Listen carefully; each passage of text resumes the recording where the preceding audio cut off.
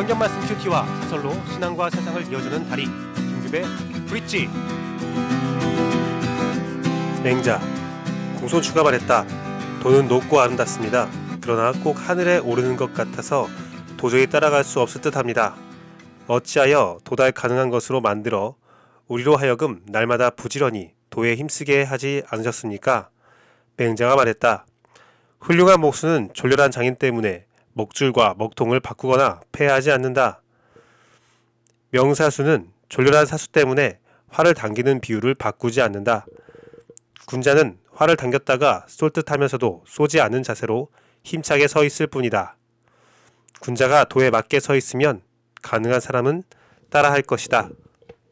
우리는 항상 무언가가 잘못되었지라고 생각하면 방법을 바꾸는 경향이 있습니다.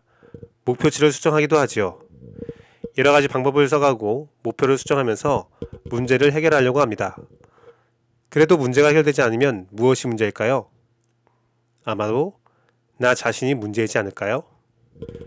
유명한 프로 선수들은 슬럼프에 빠졌을 때 꼭 하는 것이 자기 폼, 자기 스윙을 찾는 것입니다. 먼저 자신이 가장 잘할 때의 자신의 스윙을 찾는 것이 문제 해결의 시작이라고 합니다.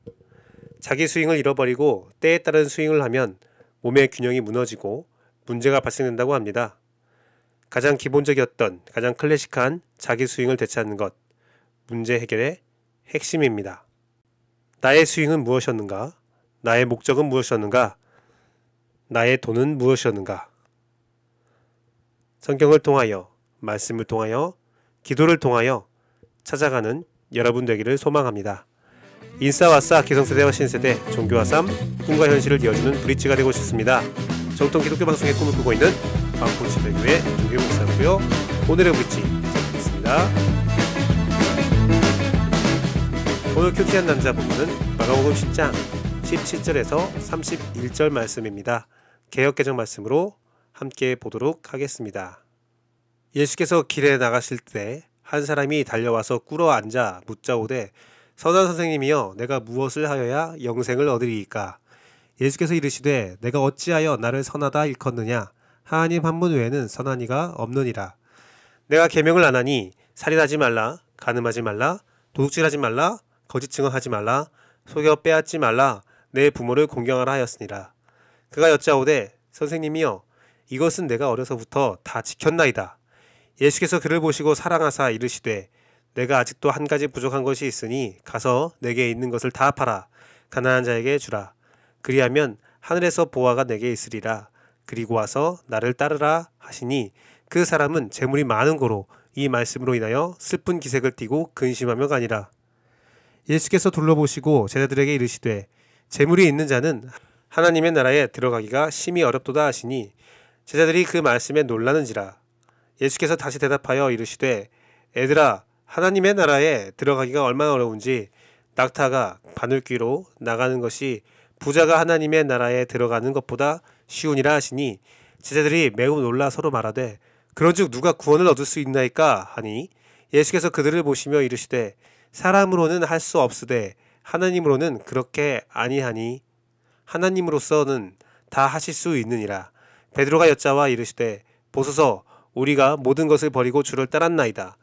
예수께서 이르시되 내가 진실로 너에게 이르노니 나와 복음을 위하여 집이나 형제나 자매나 어머니나 아버지나 자식이나 전토를 벌인 자는 현세에 있어 집과 형제와 자매와 어머니와 자식과 전토를 100배나 받되 밖에를 겸하여 받고 내세의 영생을 받지 못할 자가 없느니라. 그러나 먼저 된 자로서 나중되고 나중된 자로서 먼저 될 자가 많은지라. 아멘. 하나님만 할 수 있습니다. 이스라엘 사람들에게 부유함은 하나님의 백성이라는 중요한 증거 중에 하나였습니다. 당시 사람들은 옷차림으로 부유함을 알 수 있었는데요. 자신의 부유함을 드러내는 것은 부끄러운 일이 아니었습니다. 오히려 자랑스러운 일이었죠.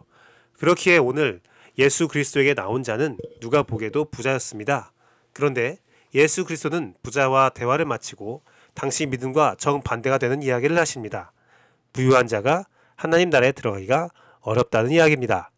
그래서 제자들은 매우 놀라 수군거리며 그렇다면 누가 구원을 얻는가라고 반문한 것이지요.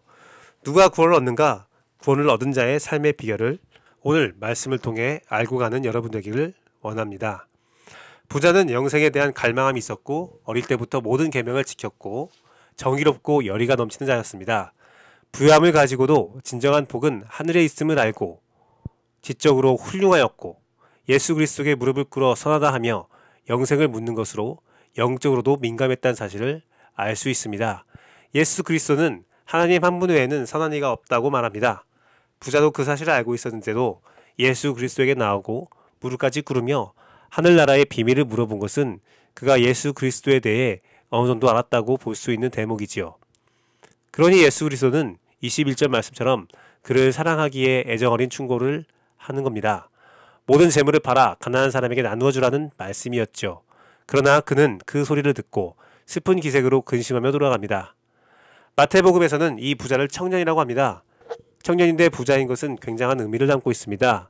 당시 유산은 부모가 죽어야 얻을 수 있었는데 청년인데 부자라는 것은 그가 얼마나 노력하며 성실한 품성을 가졌는가를 대변하는 말입니다. 그는 정말 훌륭한 청년이었습니다. 아마 그는 너라면 영생을 얻었다 라는 확신의 메시지를 듣고 싶었을 겁니다. 그러나 그가 들은 말은 정반대의 이야기였습니다. 예수 그리스도와 부자 청년의 대화는 부자 청년의 삶을 우리에게 명확히 보여주고 있습니다. 부자 청년은 자기만을 위한 삶을 살았습니다.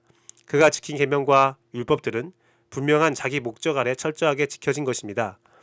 여러분, 우리는 구원받았기 때문에 성경대로 살아가려고 합니다. 받은 구원을 놓치지 않고 노력하고 있는 겁니다. 받은 구원을 지키기 위해 성경도 보고 기도도 하고 각종 예배나 세미나에 참석하고 봉사활동도 하고 그렇게 끝없이 율법에 맞는 삶을 살아갑니다. 모든 행위는 자신을 위해 존재하며 자신을 위해 사용합니다. 그런 삶이 옳은가 고민해 봅니다. 오늘 본문에서 예수 그리스도의 권면은 타인을 위한 삶입니다.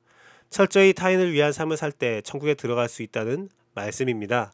그 이유는 이웃을 섬기는 것이 하나님을 섬기는 것과 동일하기 때문입니다. 하나님은 많은 손을 필요로 합니다. 그 많은 손이 하나님을 대신하여 이웃을 섬길 때 하나님의 나라는 임재합니다. 역사가 됩니다. 하지만 자신에게 주어진 손을 자기만을 위해 사용한다면 하나님 나라는 점점 더 멀어지는 것이지요. 계명과 율법의 실천 의지가 구원을 주시는 하나님을 향한 마음 깊은 곳에서 올라온 감동이 아닌 이를 통해 자신을 드러내기 원하는 것이면 하나님 나라는 그만큼 멀어지는 겁니다.